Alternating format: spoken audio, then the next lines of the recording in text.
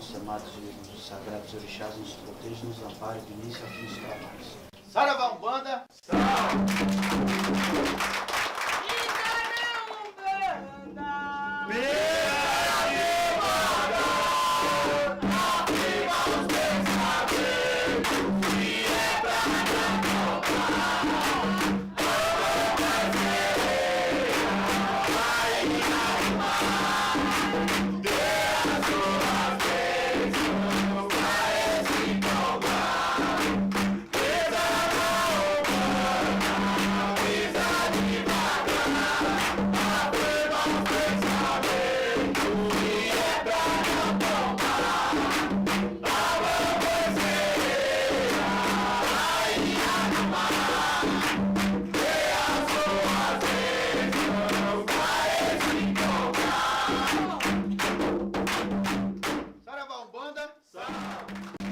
Umbanda é uma religião linda, fascinante, encantadora. A Umbanda é uma religião brasileira, fundada por um brasileiro, Zélio Fernandino de Moraes, no dia 15 de novembro de 1908. A Umbanda é uma religião que pratica única e exclusivamente o bem. Qualquer coisa diferente disso é um engano, não é Umbanda. Umbanda é uma religião, como o nosso irmão Alexandre Comino sempre diz, e nós repetimos aqui na nossa casa, é uma religião que só pode e deve fazer o bem. É uma religião como as outras, tem seus sacramentos, tem seus fundamentos, sacramentos de batismo, casamento, fúnebre, tem os seus fundamentos, a sua liturgia. É uma religião linda de se viver, é uma religião para quem quer aprender, e, enfim,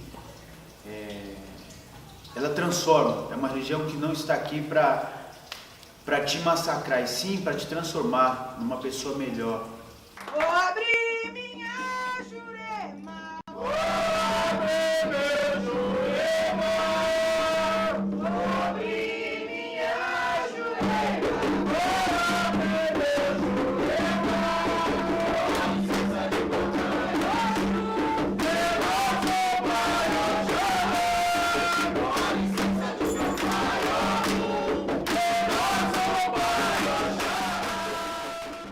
A Umbanda nasceu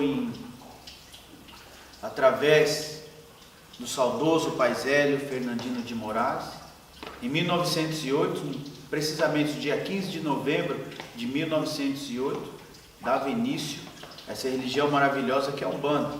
A Umbanda nasceu por meio desse brasileiro, Zélio Fernandino de Moraes, que na época tinha mediunidade sendo desenvolvida e ele não sabia o que era, não sabia como lidar com isso. Ele tinha apenas 17 anos. A família do Zélio de Moraes levou ele a um tio que era médico e o tio viu que não era um problema de saúde. A família levou ele então a um padre e o padre, para ele ser exorcizado, o padre viu que não era uma questão de exorcismo. Então o Zélio foi levado a uma benzedeira, a mãe dele o levou, e essa benzedeira incorporava um preto velho, que incorpora na benzedeira e diz que Zélio teria uma missão espiritual.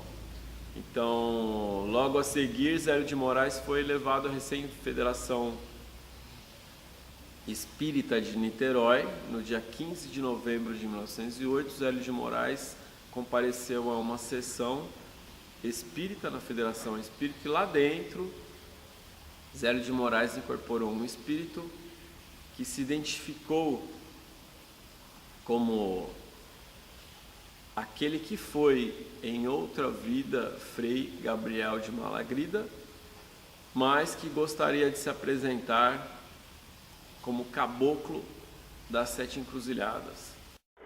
Trazia uma ordem, fora jesuíta até aquele momento, chamava-se Gabriel Malagrida.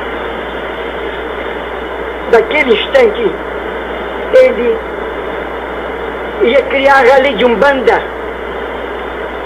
onde o preto e o caboclo pudessem manifestar.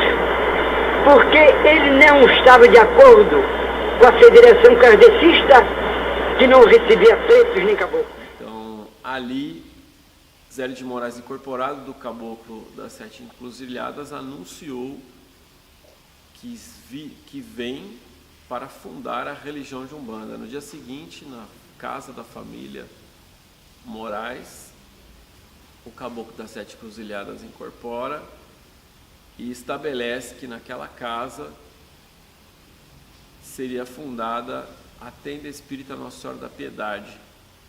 Essa religião que temos aí um pouco mais de 100 anos e vem fazendo, mostrando para as pessoas que ela só veio para fazer o bem, e através do Pai Zélio, a maioria dos templos de Umbanda se espera no trabalho do Pai Zélio Fernandino de Moraes e do Pai Caboclo das Sete Encruzilhadas. A religião de Umbanda nasce no momento que Zélio de Moraes, o Caboclo das Sete Encruzilhadas, o Preto Velho Pai Antônio, no momento que eles estabelecem o ritual de Umbanda. A religião nasce quando nasce o ritual. Então há muita confusão. Algumas pessoas acham que a Umbanda nasce no momento que alguém começa a incorporar um preto velho, um caboclo, ou que a Umbanda nasceu no momento que as pessoas começaram a incorporar espíritos. Não, a religião nasce no momento que é idealizado o seu ritual. Porque incorporar espíritos existe nesse mundo desde que o mundo é mundo. O que se verifica nas práticas xamânicas, por exemplo. O Espiritismo é a doutrina codificada por Allan Kardec. Então, Allan Kardec não inventou espíritos, Allan Kardec não inventou a mediunidade, mas ele codificou o que é o Espiritismo. Então, ser espírita é seguir a doutrina de Kardec, seguir o código do Espiritismo. Esse código compreende 5 livros, que são o Livro dos Espíritos, o Livro dos Médiuns, o Evangelho segundo o Espiritismo, o Céu, o Inferno e a Gênese. Esses 5 livros são o código da doutrina espírita. A Umbanda é um outro segmento, a Umbanda é uma outra religião. Então, a Umbanda tem muito em comum com o Espiritismo, mas Umbanda não é Espiritismo. Ela pratica algo muito semelhante, que é a comunicação com os espíritos, a manifestação com os espíritos. No entanto, a Umbanda tem uma série de procedimentos e práticas que não estão de acordo com o Espiritismo. Por exemplo, a Umbanda é religião, quer ser religião, é uma religião brasileira, fundada por um brasileiro. E na Umbanda há o culto aos orixás, que são divindades que têm origem na cultura Nagô-Yorubá. Na Umbanda há altar, na Umbanda há imagens, na Umbanda há o uso de velas, de defumação, de magia. Na Umbanda há uma estrutura religiosa, ritualística e simbólica, o que você não vê no Espiritismo. Então, isso é uma característica básica, bem simples e fundamental entre Umbanda e Espiritismo. Então, Umbanda tem em comum com o Espiritismo a mediunidade e a manifestação de espíritos. Ponto. A Umbanda também tem em comum com o Candomblé, que é uma religião afro-brasileira, a mediunidade e a ligação com os orixás. Então, há semelhanças entre Umbanda e Espiritismo, há semelhanças entre Umbanda e o Candomblé. No entanto, o fato de haver semelhanças não torna igual, não faz com que seja a mesma coisa. A Umbanda guarda semelhanças com o catimbó, a Umbanda guarda semelhanças com o xamanismo, a Umbanda tem semelhanças com o catolicismo. No entanto, a Umbanda é uma religião brasileira, uma religião única, e a Umbanda tem fundamento próprio. Na Umbanda existe um certo sincretismo. Sincretismo é a união de valores de diferentes culturas, formando um outro valor. No entanto, o grande sincretismo da Umbanda é um espelho do quanto a cultura brasileira também é sincrética. Então, na Umbanda você vê traços da cultura do negro, do índio, do europeu e até do oriental. E babá, atotô, baluaê. Meu pai Oxalá é o rei, venha me valer. Meu pai Oxalá é o rei, venha me valer. Velho Omulu, atotô, baluaê. Na Umbanda há um sincretismo entre os orixás e os santos católicos, onde Jesus é cultuado ao lado de Oxalá por ter as mesmas qualidades. Ogum tem as qualidades de São Jorge, Oxóssi tem qualidades de São Sebastião, Ibeje tem qualidades de Cosme Damião, o Baluaê tem qualidades de São Lázaro, o Mulu tem qualidades de São Roque. Bem, nós vamos falar do sincretismo na Umbanda, é a referência de imagens que nós usamos do catolicismo aos orixás da Umbanda. Nós vamos começar com o nosso amado Pai Oxalá, que sincretiza-se com o nosso amado Mestre Jesus, Pai Ogum com São Jorge, Mãe Oxum, Nossa Senhora da Conceição, Pai Oxóssi, São Sebastião, Pai Xangô, São Jerônimo, Mãe Iemanjá, Nossa Senhora dos Navegantes, Pai Obaluaê do São Lázaro. Falei dos orixás universais, vamos partir para os orixás cósmicos. Mãe Logunã, que é o Oiatempo, Mãe Logunã, que é o Oiatempo, é Santa Clara. Pai Oxumaré, São Bartolomeu. Aí nós vamos para Mãe Ansã, que é Santa Bárbara. Vamos para Pai Omulu, São Roque. Nanamburuque, Santana. Mãe Obá, nós sincretizamos com Joana d'Arc. Mãe Egunitá, que nós, dentro da Umbanda, era um orixá que hoje não é cultuada mais como Mãe Egunitá, e sim como Mãe Oroiná, que sincretiza com Santa Sara Kali. E assim por diante. Então esse é um sincretismo de santos e orixás. A Umbanda também não inventou esse sincretismo, ele já existia antes do nascimento da Umbanda, quando os escravos iam cultuar os seus orixás. Como isso era uma prática proibida, porque o país era oficialmente católico antes da República. Então, como não se podia cultuar o orixá, em muitas regiões do Brasil você via um negro na condição de escravo rezando com um santo, mas no seu coração ele estava vendo ali um orixá, e às vezes rezando em Urubá para o seu orixá de fato. Então há muita coisa a ser estudada para quem quer entender Umbanda.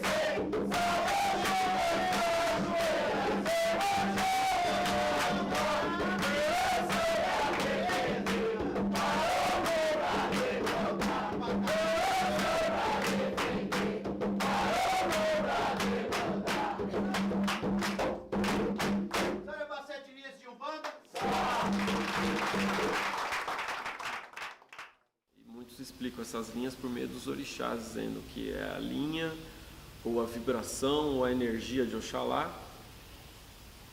E Logunã, a primeira, da fé.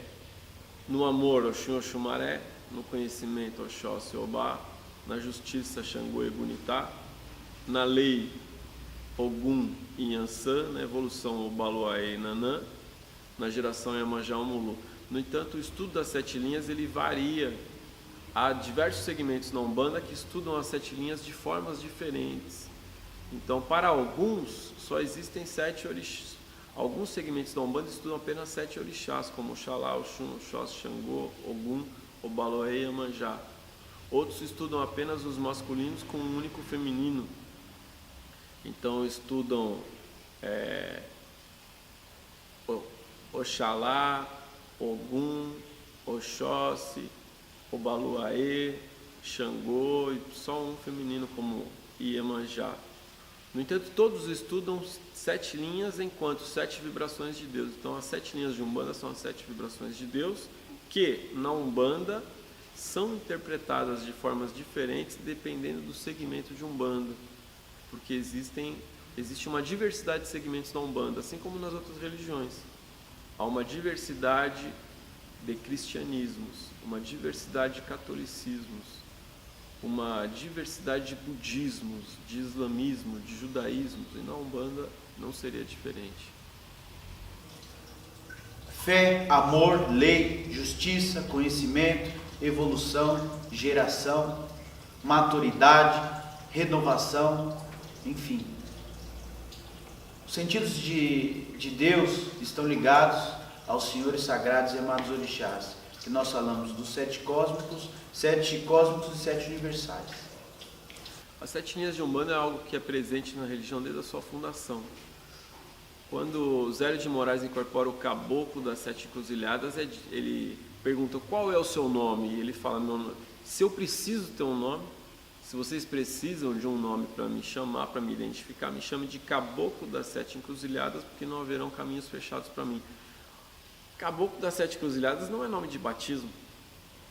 Ninguém dá para os seus filhos o nome de caboclo das 7 encruzilhadas, caboclo das 3 encruzilhadas, senhor 7 montanhas, senhor 7 rios. Então, caboclo das 7 encruzilhadas é um nome simbólico. Ele diz 7 encruzilhadas porque não haverão caminhos fechados para mim. Então o número 7 é o forte no simbolismo da religião de Umbanda. Quando ele diz não haverá caminhos fechados, porque eu sou das 7 encruzilhadas, ele quer dizer que o mundo é o local onde as 7 encruzilhadas se encontram. E as 7 encruzilhadas do mundo são as 7 vibrações de Deus, as 7 energias de Deus, as 7 formas, os 7 caminhos, as 7 linhas. Então isso tudo está ligado aos 7 tipos de energia. E aí a Umbanda tem um estudo no qual você identifica em você 7 energias que estão em sintonia com as 7 energias da criação. Essas 7 energias que há em mim são as energias dos meus 7 chakras. As 7 linhas de Umbanda é um estudo das 7 vibrações de Deus, das 7 energias ou vibrações do ser humano e a ligação com as divindades, com os orixás, que se explica por meio das 7 linhas de Umbanda. Os arquétipos dessas entidades, o que é os arquétipos? É a forma com que cada entidade manifesta no seu médium. O caboclo tem a forma dele, o baiano tem o jeito de manifestar a sua incorporação no seu médium, criança, boiadeiro, preto velho. O arquétipo é aquela forma que o espírito de luz vem e toma o corpo do médium, onde o médium entra em transe. Preto velho tem o seu arquétipo curvado, caboclo, o arquétipo de força, eu cheguei,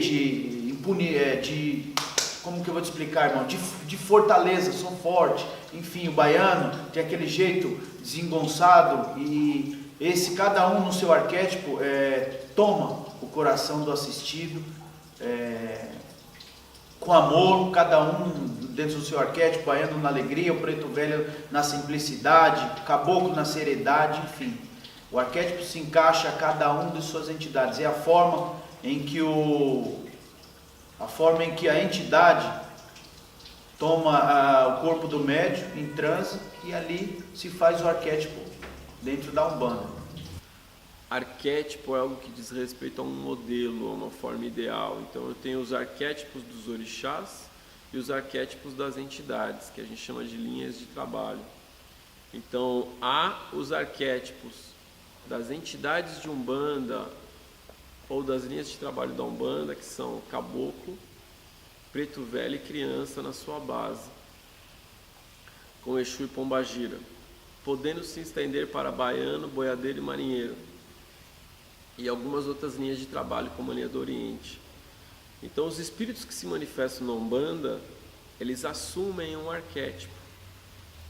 Então quando uma entidade vai se manifestar num templo de Umbanda, ela se manifesta como caboclo, que o caboclo traz o arquétipo do índio.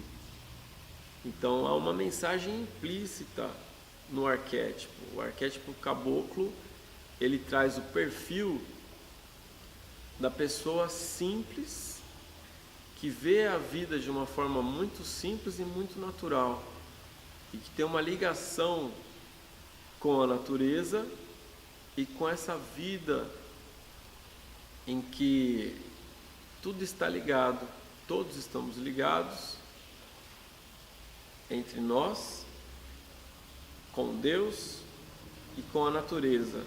É uma mensagem grande que vem nesse arquétipo do caboclo, e é uma mensagem da cultura indígena para todos nós. O arquétipo do preto velho é o arquétipo da humildade, da simplicidade, da fé, o arquétipo daquele que foi escravo, que foi comprado, que foi vendido, que foi afastado da sua terra, que foi tratado como animal, que foi amarrado, que foi chicoteado, que perdeu toda a sua liberdade, mas que não perdeu a fé. Esse é o arquétipo do preto velho. A criança traz o arquétipo da pureza, do amor, a pureza que a gente perdeu, a alegria de ser criança. Então, assim, cada linha tem um arquétipo que traz um valor para as nossas vidas. Boa noite, meus irmãos. Sejam bem-vindos a mais um trabalho espiritual. Sejam bem-vindos à Sagrada Umbanda. A Umbanda é uma religião, portanto só pode e deve se fazer o bem. Esta noite nós vamos trabalhar com a linha dos senhores guardiões e guardiãs, que são os senhores Exus, senhoras Pombogiras, Exus Mirins, Pombogiras Mirins. E mais uma vez eu vou falar desse dogma que Exu tem chifre, tem rabo e é uma entidade que só vem nos trabalhos fazer o mal. E Pombogira só vem amarrar as pessoas, desfazer, trazer amor, desfazer, nada disso. São guardiões de luz que trabalham nas zonas umbralinas, meus irmãos. Qual é o trabalho desses nossos irmãos, guardiões, Exus, Pombogiras?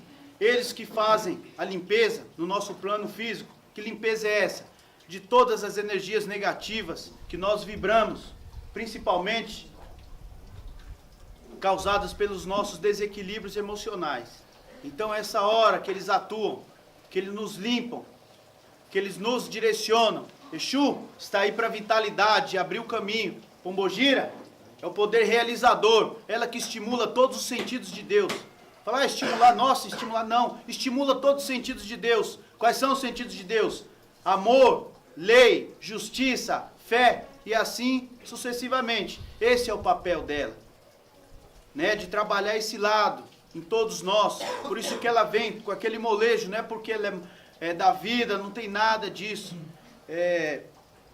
Para ser um trabalho de esquerda, falar, um trabalho de esquerda, o trabalho de esquerda é pesado. Pesado quem faz o trabalho somos nós. O trabalho de esquerda é um trabalho maravilhoso, onde todos nós vamos tomar os nossos passos e ter as nossas consultas. Consulta essas que não são aquelas, meus irmãos, que falam assim, eu vou lá que o Exu e a Pombogira vai me falar tudo da minha vida, vai adivinhar. Eles não são adivinhos nem oráculos. O papel dessas entidades em nossas vidas, aqui no nosso plano terrestre, é nos encaminhar, nos abrir a nossa mente, nos tirar do caminho errado, nos tirar dos nossos devaneios, tá? Às vezes das nossas arrogâncias. Então eles dão a lucidez para nós. Na hora que cada um de vocês vir tomar o seu passe aqui, que abram seu coração, deixe tanto o Exu como a Pombogira, o Exu Mirim ou a Pombogira Mirim, limpar o seu corpo físico, espiritual e mental. É hora que essas entidades vão estar fazendo o papel delas, tirando todas as nossas mazelas, todos os nossos vícios mentais, todos os nossos desequilíbrios emocionais. Tá? Os Exus são os guardiões da Umbanda, são aqueles que fazem a guarda do templo, do terreiro, e trabalham junto com as Pombagiras, que são as guardiãs. Então, na Umbanda, Exu e Pombagira trabalham única e exclusivamente para o bem, nos guardando, nos protegendo, nos dando força, nos dando amparo. E Exu e Pombagira trazem o arquétipo daqueles que conhecem a própria sombra, aqueles que nos ensinam a entender os nossos vícios, as nossas limitações e saber que é preciso levar luz às nossas trevas interiores e à nossa sombra, e não o contrário.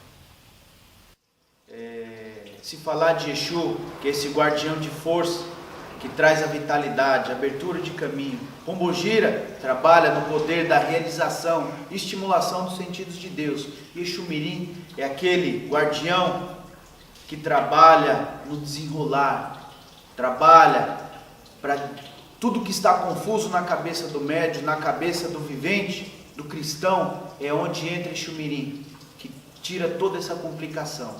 Então é fácil de falar sobre Exu, Pombogira e Exu Mirim. Falar desses guardiões é muito fácil.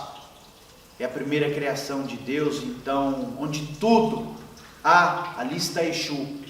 Onde tudo cresce e se manifesta, ali está Pombogira. E onde tudo toma o seu direcionamento reto, ali está Exu Mirim. Por que as pessoas usam o Exu para o mal? Para falar dessa neutralidade dele. Porque o Exu ele é neutro, né? Você ativa ele para o bem, você ativa ele para o mal. Não? A força, mistério, Exu pode ser assim, mas não a entidade incorporada em terra. Se um Exu está incorporado em terra e você pede o mal para ele, ele vai dizer que não. Estou no tempo de Umbanda, numa religião, estou aqui para praticar o bem, você quer o mal, você está no lugar errado. Então, Exu, essa conversa que Exu não faz nem o bem nem o mal, depende do que você pede para ele, essa conversa não serve para Umbanda. Quem faz o mal? O homem. O homem faz o mal, o homem faz o bem.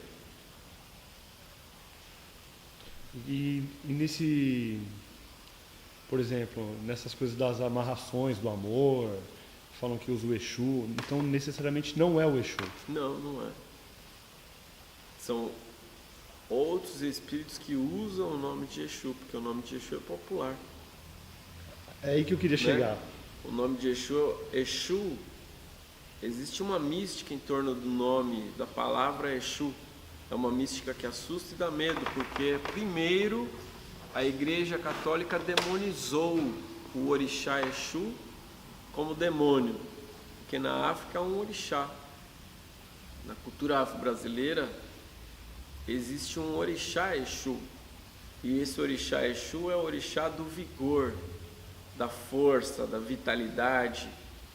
Ele representa a virilidade masculina, ele é irreverente, ele é alegre, feliz, ele é brincalhão. E tão alegre, tão brincalhão, tão viril, e numa comunidade africana onde não se usa roupa, assim como o índio não usa roupa, em algumas comunidades, a virilidade de Exu exposta e ereta para a Igreja Católica é coisa do diabo. No entanto, a virilidade de um homem é coisa da natureza humana e não do diabo. E Exu representa essa virilidade, o orixá Exu representa essa virilidade, essa força. Então o orixá Exu foi demonizado. Na Umbanda tem a entidade Exu, que são os nossos guardiões. E a simbologia da entidade Exu é a lei na Umbanda. Mas ele traz uma força viril, porque traz uma força masculina. Então vem esse peso da demonização em cima de Exu. E há segmentos religiosos que afirmam que Exu é o mal. E no passado muita gente usou o nome de Exu para praticar o mal. E há quem faça magia negativa usando o nome de Exu. Então o nome de Exu é muito popular, é muito forte, as pessoas se assustam, têm medo. Então, às vezes, se usa o nome de Exu para fazer o mal, mas está errado. Exu orixá não faz o mal, Exu entidade não faz o mal. Então, há espíritos, há forças, há entidades negativas e trevosas que usam o nome de Exu para fazer o mal. Por quê? Porque o nome de Exu é popular, porque dá ibope, porque assusta, dá medo, porque o ignorante acha que é assim. E o problema todo começa pela ignorância humana, porque onde não há procura, não há oferta. Então, se tem oferta é porque tem procura. Se tem gente oferecendo prestação de serviço de magia negativa, de práticas de magia para fazer o mal, É porque há procura. Então, a demanda nasce desse movimento entre procura e oferta para fazer o mal, que é simplesmente a ignorância humana, porque fazer o mal é muita ignorância. Todo mal que você faz para o próximo volta para você. E Exu, quando está incorporado num templo de Umbanda, ele está ali para te explicar isso, e não para deixar você afundar mais ainda na lama. Então, Exu na Umbanda é para fazer o bem. Alguns diferenciam isso dizendo que é Exu de lei e Exu que não é de lei. Só que para nós aqui Exu é um só, é sempre de lei. Se não é de lei, tem alguém te enganando. Pai nosso Criador, amado Pai Olorum, vos peço a vossa licença, a vosso amparo divino, do Senhor, dos senhores sagrados e amados orixás, dos seres encantados da natureza, os caboclos, índios e pretos velhos. Amado Pai Olorum, com a vossa licença e vosso amparo, abrimos os nossos trabalhos espirituais com a oração que nosso amado Mestre Jesus nos ensinou. Pai nosso que estais nos céus, santificado seja o vosso nome. Venha a nós o vosso reino. Seja feita a vossa vontade, assim na terra como nos céus. O pão nosso de cada dia nos dai hoje. Perdoai as nossas dívidas, assim como nós perdoamos os nossos devedores. E não os deixeis cair em tentações, mas livrai-nos do mal, porque o teu reino, o poder e a glória, para todos sempre, que assim seja e assim será. Graças a Deus. Saravá Umbanda! Deus é o mesmo. Primeiro a gente tem que entender o que é Deus, quem é Deus. Deus é o Criador de tudo e de todos. Deus é uma força única e original de tudo. Deus é a fonte original de toda a criação. Quantas e quais religiões acreditam nisso? Então, o catolicismo acredita nisso, o Islã acredita nisso, o judaísmo acredita nisso, boa parte do hinduísmo acredita nisso, a Umbanda acredita nisso, o Candomblé acredita nisso. No entanto, todas essas religiões acreditam no mesmo Deus. No entanto, são religiões diferentes. Então, elas creem no mesmo Deus, mas esse mesmo Deus possui nomes diferentes. Esse mesmo Deus se apresenta de formas diferentes. Como poderia Deus, o Criador de tudo e de todos, ser entendido por alguém que mora num deserto árabe, seco, sem água? Como é que a pessoa que está lá no deserto vai entender Deus da mesma forma que o índio, que está no meio da floresta amazônica, rica em abundância, em água, em tudo? Então, o índio que está no meio da floresta, ele entende que Deus, o Criador, fez um mundo lindo, maravilhoso, encantador, farto. E o homem que está no deserto entende que Deus é alguém muito duro. Fez um mundo seco, com pouca água, com rigidez. E aí você tem uma questão de época também. Você tem quem é Deus, o ser único na visão de Abraão, de Moisés, de Cristo. E aí você tem o Deus do Velho Testamento, o Deus do Novo Testamento, o Deus do Alcorão, o Deus do Bhagavad Gita, o Deus do Zen de Avesta. Então todos estão dizendo, não, esse é o ser único, o Criador. Então ótimo, só tem um. Mas nós é que vemos a Deus de formas diferentes. Então o muçulmano vai dizer é Alá, o judeu vai dizer podemos chamá-lo de Adonai, o cristão vai dizer é Deus, o índio vai falar é Tupã, o hinduísmo vai dizer é Brahman, a Umbanda chama Deus de Olorum ou de Zambi, às vezes de Tupã. Entendemos, sim, é o mesmo Deus, mas nós tratamos de forma diferente. Nós entendemos de forma diferente. Mas no momento que dizemos Deus é um só, então estamos todos cultuando o mesmo Deus. Na Umbanda cremos em um Deus, e várias divindades que são os orixás. Deus está acima de tudo, de todos os orixás. Então, os orixás são divindades de Deus que manifestam a vontade de Deus. Deus que é o ser único, a força única, o Criador de tudo e de todos. É o mesmo Deus das outras religiões. Mas aqui é a nossa religião, a gente entende de uma forma diferente.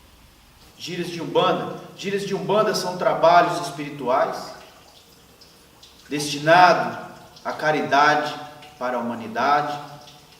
Gira de Umbanda, trabalho de Umbanda, caboclos, trabalho de Umbanda dos pretos velhos, trabalho de Umbanda com os baianos, trabalho de Umbanda com os marinheiros, trabalho de Umbanda com os Exus, trabalho de Umbanda com as crianças. Gira de Umbanda é um trabalho espiritual destinado a fazer a caridade para a humanidade. Os médios manifestados em seus guias e mentores espirituais para fazer a caridade à humanidade. As giras de Umbanda são as sessões públicas de atendimento à comunidade. Então, a gira de Umbanda é um momento que o templo de Umbanda, que é aquela comunidade que constitui um templo e uma sociedade, realiza o seu ritual. Então, o ritual de Umbanda é como, eu vou dar exemplos daquilo que mais se conhece aqui no Brasil.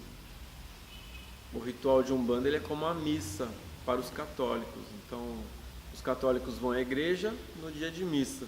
O umbandista vai ao seu templo, que é chamado de tenda, de centro, de terreiro, no dia que tem a gira, que também é conhecida como sessão, que é nesse dia que o templo abre as portas para receber a comunidade.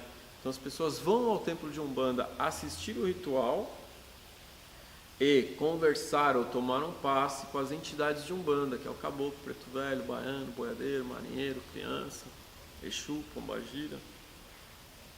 Isto acontece numa sessão de Umbanda, numa gira, num trabalho de atendimento caritativo. Todo atendimento feito dentro de um terreiro de Umbanda, de um templo de Umbanda, esses atendimentos, essas sessões públicas, é um trabalho caritativo e gratuito. Zélio de Moraes define a religião de Umbanda como a manifestação do Espírito para a prática da caridade.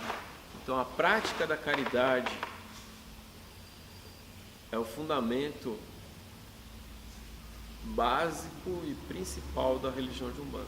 Quero reforçar esse mês a nossa campanha lá pro asilo é a campanha do leite, tá? Leite e café, né, Marcinha?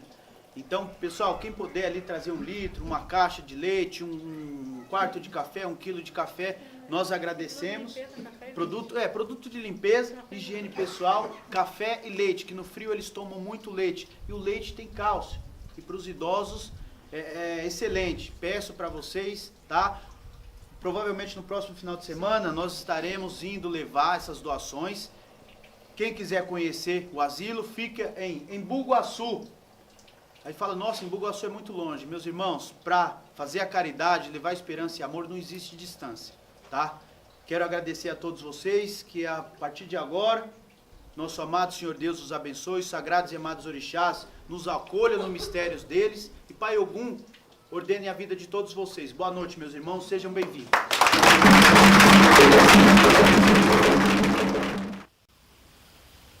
Dogma. A palavra dogma, ela diz respeito a um conceito teológico. Então, dogma é uma verdade que deve ser aceita sem contestação. Então, isso existe em algumas religiões. Na religião católica você tem alguns dogmas, como, por exemplo, a virgindade de Maria é um dogma. Você não pode questionar nem contextualizar. A ressuscitação de Jesus é um dogma. O fato de Maria ser considerada a mãe de Deus é um dogma. Então você tem dogmas católicos, são as verdades da Igreja Católica que não devem ser questionadas. A Umbanda não possui dogmas. A Umbanda não possui nenhuma verdade que deve ser aceita sem questionamento. Mas alguns umbandistas assumem certos dogmas para a sua vida, como não acender vela com isqueiro, só acender com fósforo, não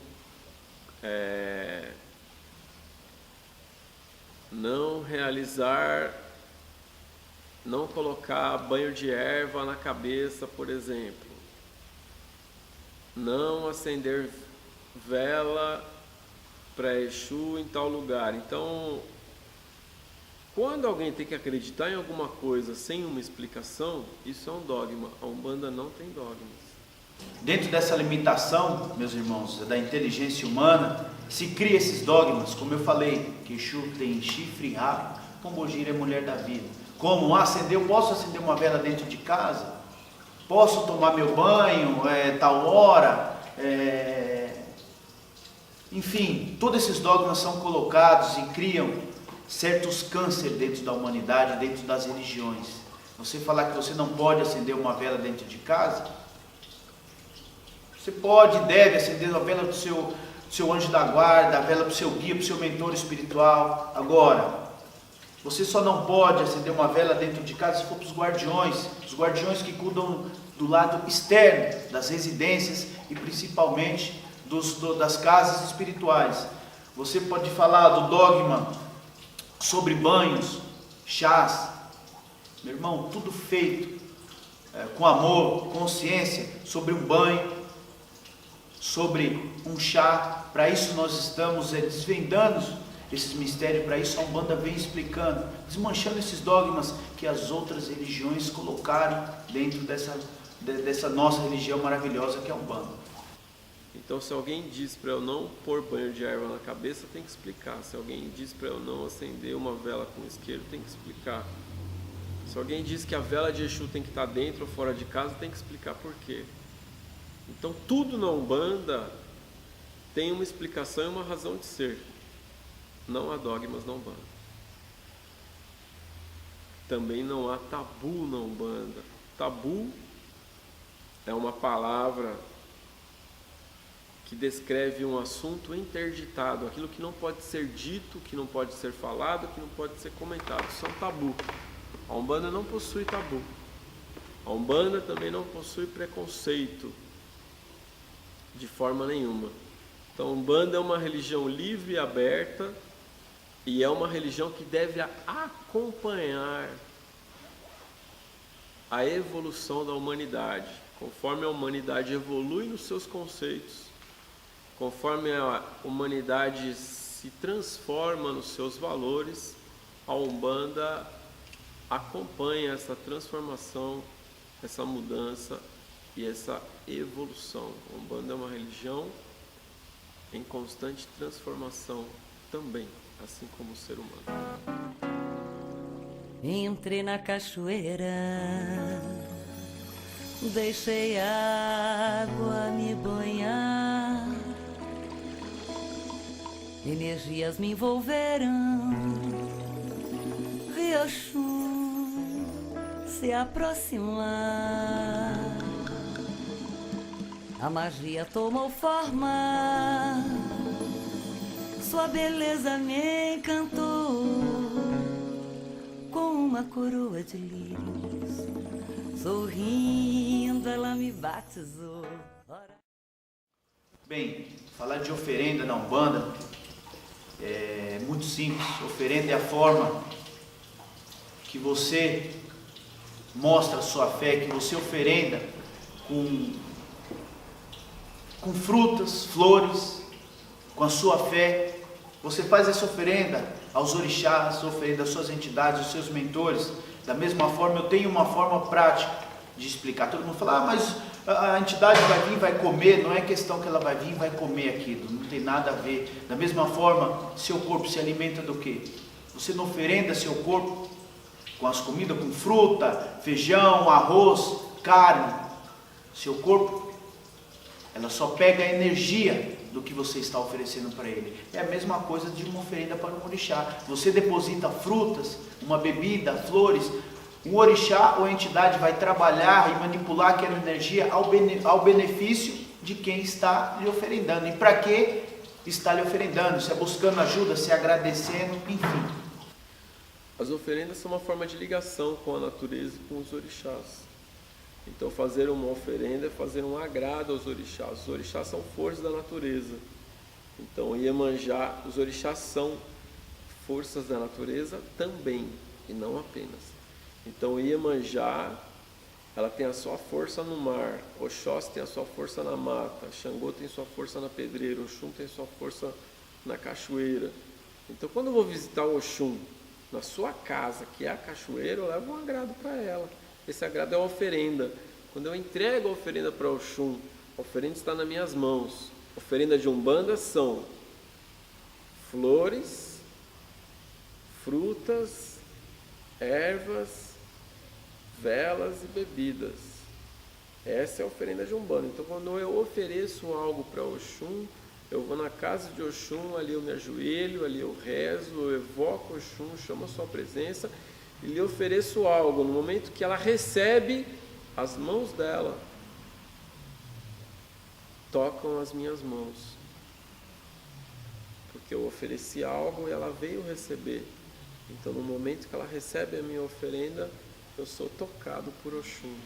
Essa é uma boa razão para fazer uma oferenda. Essas são as oferendas aos orixás. Diferente das oferendas que a gente encontra na rua, nas encruzilhadas.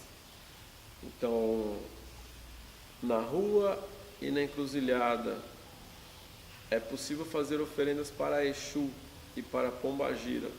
Na Umbanda, mesmo quando se faz uma oferenda na rua, na encruzilhada, essa oferenda é feita para pedir o bem, para pedir proteção, para pedir força.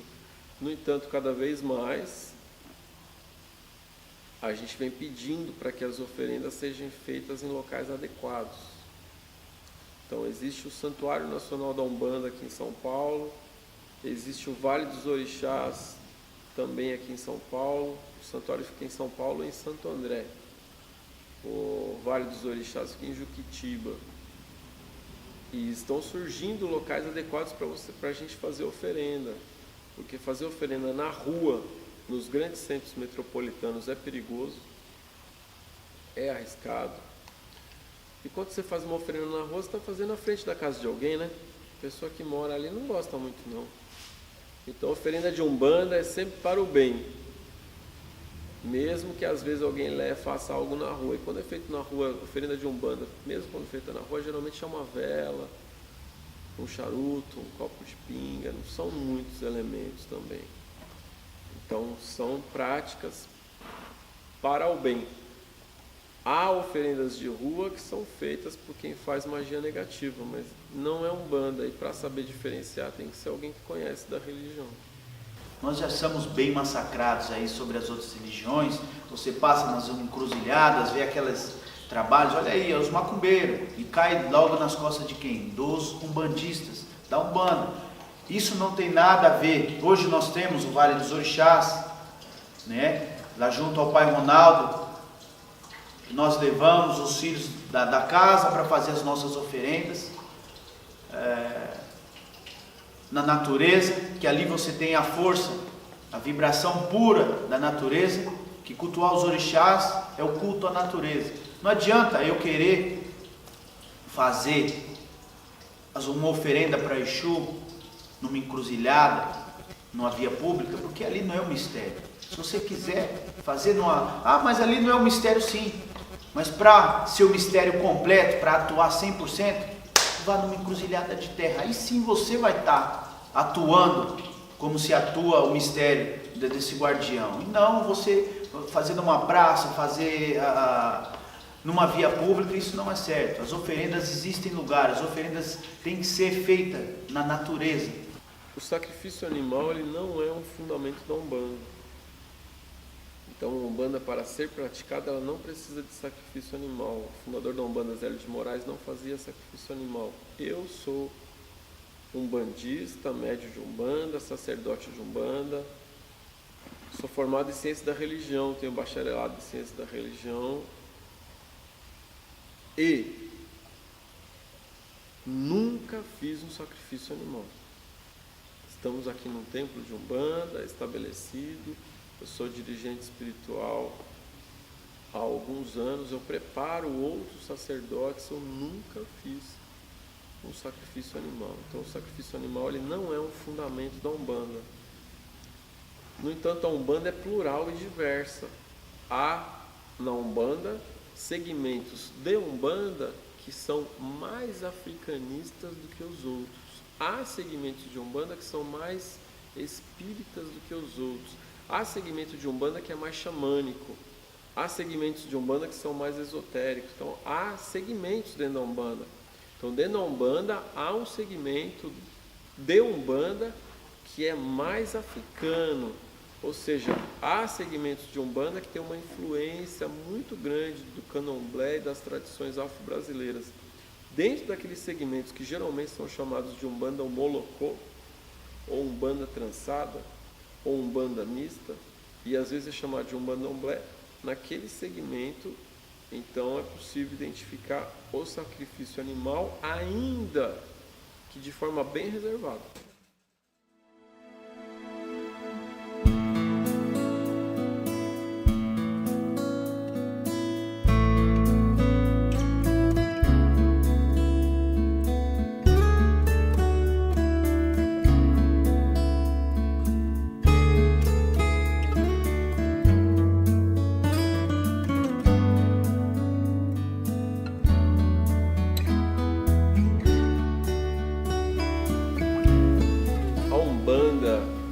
Religião libertadora.